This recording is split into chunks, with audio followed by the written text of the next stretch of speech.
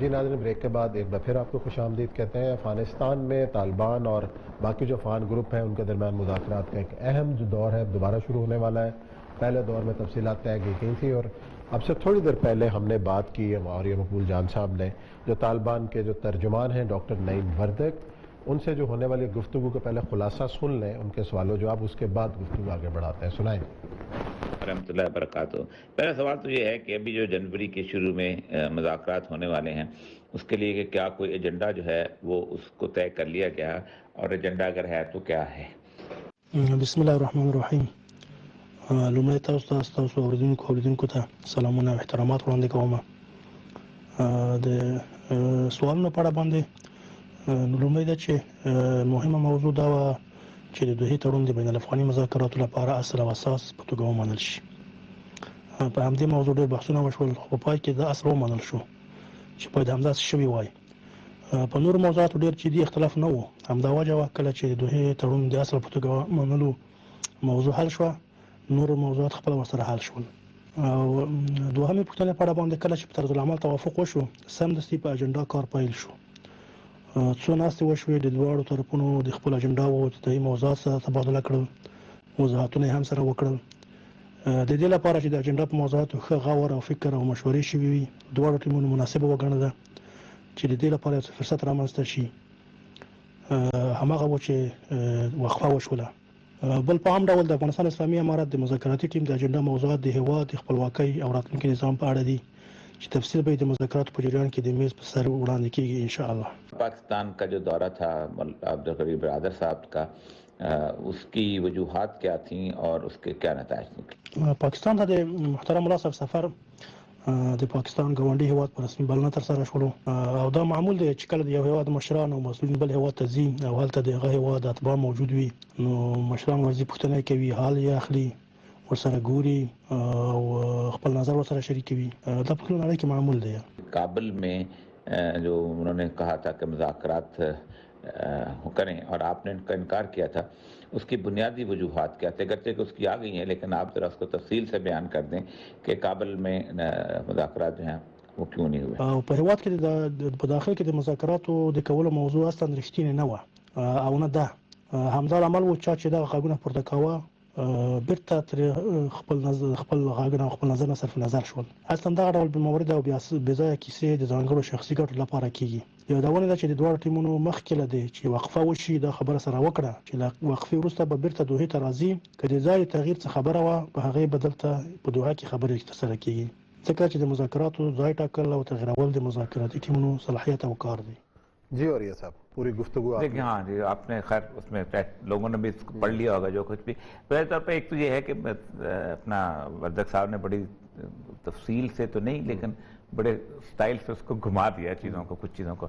اس کے لیے میں آج دیکھ رہا تھا انہوں نے جس بندے کو نامینیٹ کیا ہے افغانستان کے سارے گروپوں میں، خصوصاً حکومت نے، اس کا نام ہے معصوم ستانکزئی.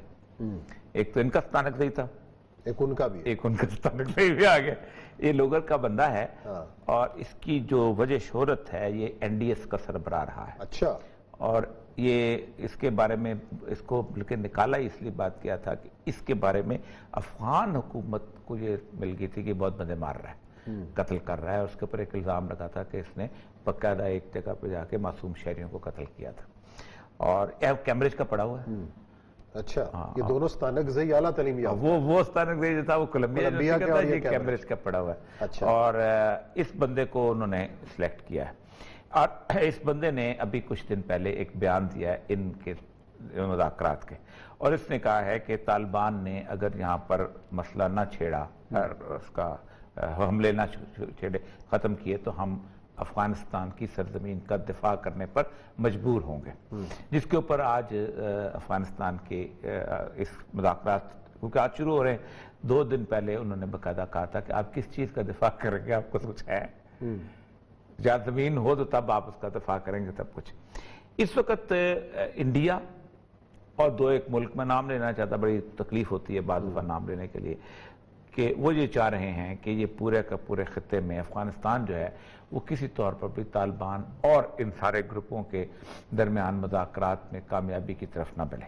صحیح. اور یہ جو ہزاروں کے اوپر حملہ ہے یہ بھی اسی ایک چیز کی کڑی ہے کیونکہ عثمان صاحب ایک بات طے ہے کہ یہ پورا علاقہ جو اس میں یہ ہوا ہے، یہ مچ کا جو علاقہ ہے، اس مچ کے علاقے میں داعش کا دور دور تک چڑیا بھی نظر نہیں سیدھا انڈیا کا کام ہے نا سر. اچھا نیٹ ورک بھی وہاں پکڑا گیا، ساری چیزیں. دوسری بات یہ عثمان صاحب کہ آج سے بہت عرصہ پہلے جب یہ دونوں چیزیں چلتے، جب لشکر جھنگوی اور یہ دونوں آپریٹ کرتے تھے تو ان دونوں کے درمیان ایک سمجھوتا تھا PLA کا اور اس کے درمیان، اور یہ بلوچستان کے بچے کو پتا ہے کہ دونوں جو ہے وہ کہیں نہ کہیں سے پیسے لے کے تو بندے قتل کرتے تھے. مرنے والا اگر شیعہ ہوتا تھا تو لشکر جنگوی ذمہ داری قبول کر لیتی تھی، مرنے والا اگر سنی ہوتا تھا تو BLA تو اس کو قبول کر لیتی تھی. یہ ان کے درمیان ایک معاہدہ تھا. اچھا، اسی معاہدے کے تحت ہوتا یہ ہے کہ نارملی کل جو میں کہہ رہا تھا جس پہ شاوانی صاحب بڑے چاچا ہو گئے تھے کہ بنیادی طور پر اگر آپ کسی بروئی کو ماریں گے تو اس کا قبیلے پہ لازم آ جاتا ہے کہ وہ اپنے قاتل کو ڈھونڈے، اس کے بدلہ لے جا کے. یعنی فار ایگزامپل آپ کسی بلوچ کو ماریں گے، کسی مری کو ماریں گے، کسی بکٹی کو ماریں گے، کسی شوانی کو ماریں گے، کسی ریسانی کو ماریں گے تو وہ ان کو. اور پھر سب سے بڑی بات یہ ہے کہ ٹرائبل سوسائٹی میں کہا جاتا ہے کہ قاتل نہیں چھپتا، قاتل تک پہنچ جاتے. یہ دیکھیں ریسانی کے بیٹے جب مارا تھا تو قاتل تک پہنچ گیا تھا، حالانکہ وہ بم دھماکہ تھا، اس نے جا کے مار دیا اس کے جو اپنا سراج ریسانی کا جو بیٹے کو اس کو شہید. تو اصل مسئلہ یہ ہے کہ ہزارہ بنیادی طور پر آلریڈی ایک ریفیوج معصوم بیچارے محنتی قوم قسم کی بہت محنتی قوم ہے. اور دوسرا یہ ہے کہ شیعہ کہے کہ جو مرضی کر لو، ٹھیک ہے، اور اس کے ساتھ طوفان بھی مچ جائے گا. لوگ کہیں گے جی پورے پاکستان میں ایک طوفان بھی مچے گا کہ جناب دیکھو اقلیت کے ساتھ یہ ہو رہا ہے. حالانکہ جتنے وہ ہوئے ہیں اس دنیا سے گئے ہیں اس سے کم سے کم 10 کو زیادہ سنی بھی مارے گئے ہیں. 60-70 ہزار بندے، 60 ہزار شیعہ تو نہیں تھے، سنی مارے گئے. لیکن اصل مسئلہ یہ ہے کہ یہ اس کو ڈسٹرب کرنے کی کوشش کی جا رہی.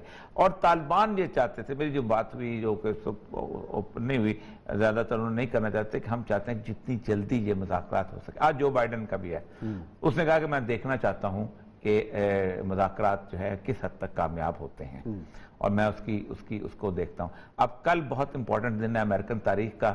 کل 6 جنوری میں طے ہو جائے گا کہ کیا ہو سکتا ہے اور کیا نہیں ہو سکتا.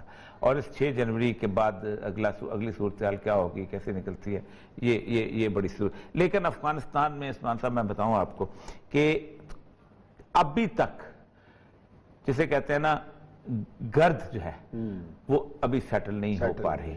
اس کی وجہ یہ ہے کہ وہاں پر طوفان، یہ جب تک وہ طالبان کہتے ہیں جب تک ہمارے ہاتھ میں کنٹرول نہیں آتا ہم افغانستان میں امن قائم ہی نہیں کر سکتے. اور کنٹرول کے لیے ہم کہتے ہیں کہ ہم کمپرومائز کا کنٹرول نہیں لیں گے، بھلے 100 سال اور نہ ملے.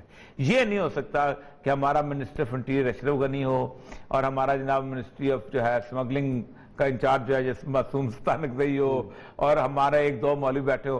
کہتے ہیں نہ. اور بلکہ ایک دفعہ ایک بہت بڑے طالب سے رہنما سے بات ہوتی ہے، اس نے بڑی اچھی بات کی. اس نے کہا اسلام میں، اور یہ صاحب کوئی کولیجن گورنمنٹ نہیں ہے. کوئی اسلام میں رسول اللہ صلی اللہ علیہ وسلم کے پاس آئے تھے، آپ صلی اللہ علیہ وسلم کے پاس قریش مکہ جب پہنچے تھے تو انہوں نے کہا تھا آپ کوئی سرداری لینا چاہتے ہیں، ہم متفقہ سردار آپ کو مان لیتے ہیں. آپ کو سرمایہ چاہتے ہیں، جتنا سرمایہ ہم آپ کو دیتے ہیں. سب سے اچھی خاتون معزز ترین عورت سے آپ کی شادی کراتے ہیں. تو آپ صلی اللہ علیہ وسلم نے ایک ہی جواب دیا تھا کہ میرے ایک ہاتھ پہ سونا سورج اور ایک ہاتھ پہ چاند رکھ دو تو میں نہیں مانوں گا. یعنی کولیشن گورنمنٹ کا تصور نہیں ہے، بے شک وہ MMA کی ہو یا طالبان کی ہو.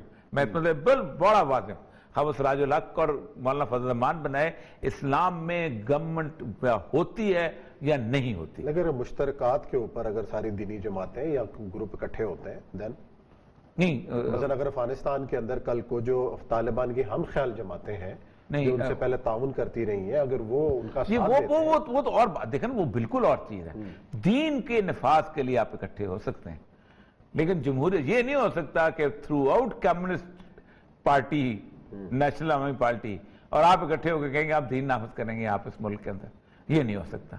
یا پیپل پارٹی، سیکولر پارٹی، وہ آپ نے تو وہ طالبان یہ کہتے ہیں کہ ہم اور انہوں نے یہ بھی کہا ہے، انہوں نے کہا ٹھیک ہے پھر 70 سے 75% افغانستان تو ہے ہمارے پاس، اور جب امریکہ چلا گیا، اور صرف یہ اتنی دیر کی بات ہے جتنی دیر تک امریکہ یہاں پر ہے، اور 25 دسمبر تک آلموسٹ تقریباً انہوں نے ٹرمپ نے تقریباً سارا انہوں نے خالی کر دیا ہوا، اور اصل مسئلہ وہی ہے کہ ان کے جو چیزیں ہیں وہ کہاں جائیں گی اور کیسے جائیں گی اور کہاں نکلے، اس کی ڈسپوزل کا مسئلہ ہے، وہ اگر طالبان کے ہاتھ میں وہ دینا نہیں چاہتے تو یہ صورتحال ہے۔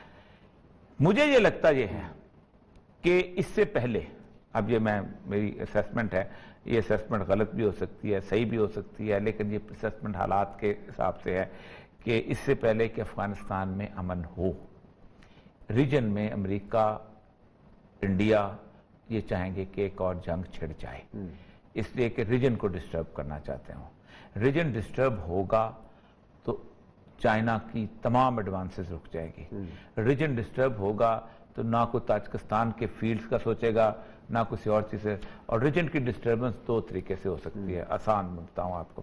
ایک تو یہ ہے کہ افغانستان میں اپنی پراکسیز کو ایکٹیویٹ کیا جائے، کیونکہ انہوں نے ننگھار سے، جو طالبان کہتے ہیں کہ ان کا بیس تھا داعش کا، انہوں نے ان کو امریکہ نے باقاعدہ ہیلی کاپٹر سے اٹھایا تھا اور باغتی سے دوسری جگہ پہ جا کے شفٹ کر دیا تھا، اور سیف ہیون 19 سے انہوں نے باقاعدہ افغانستان میں وہ ہندوؤں کے اس کے اوپر اور عیسائیوں کے اس کے اوپر انہوں نے باقاعدہ حملے کروائے تاکہ طالبان، لیکن طالبان نے اس کی ذمہ داری قبول نہیں کی۔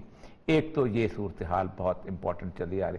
دوسرا میں آپ کو ایک بات بتاؤں کہ سکھوں کے معاملے کے اندر یہ 3 جو بل ہیں، آپ مجھے یہ بتائیں کوئی گورنمنٹ ان 3 بلوں کو جو کہ اتنی بھی امپورٹنٹ چیز نہیں ہے، کوئی اکنامک میٹر نہیں ہے، اتنے لمبے دھرنے کے بعد کنٹینیو کر سکتی ہے، کوئی چیز نہیں، بنیادی طور پر وہ اس کی آڑ کے اندر خالصتان موومنٹ کو کچلنا چاہتے ہیں کہ جب اتنے لیول پہ چلا جائے گا، لوگ تنگ آ جائیں گے، دلی سراؤنڈ ہو چکا ہوا ہے، سب کچھ ہو چکا ہوا ہے، لوگ بیٹھے ہوئے ہیں، تو اس کے بعد آگے جب کھیت میں سے فصل نہیں ہوگی، لوگوں پہ قحط آئے گا تو پورا انڈیا کہے گا جی سکھوں نے ہمارے ساتھ یہ کیا کیا، ہمیں تو کھانے کو نہیں مل رہا، ہمیں یہ، تو وہ اس معاملے کے اندر اس ساری کے جیسے پہلے انہوں نے کچلا تھا، اور اس نے تو خیر ہمارے لوگوں نے بڑا ساتھ دیا تھا، ان کے معاملات جو ہے بڑے واضح ہیں، لیکن وہ ہے ایک اس کو کچلنا چاہتے ہیں، اور اس دوران پاکستان کا اٹیک ہم بار بار کہہ رہے ہیں کہیں نہ کہیں کسی نہ کسی جگہ پہ کچھ شرارت جو ہے وہ کریں گے تاکہ یہ پاکستان اس طرف لگے،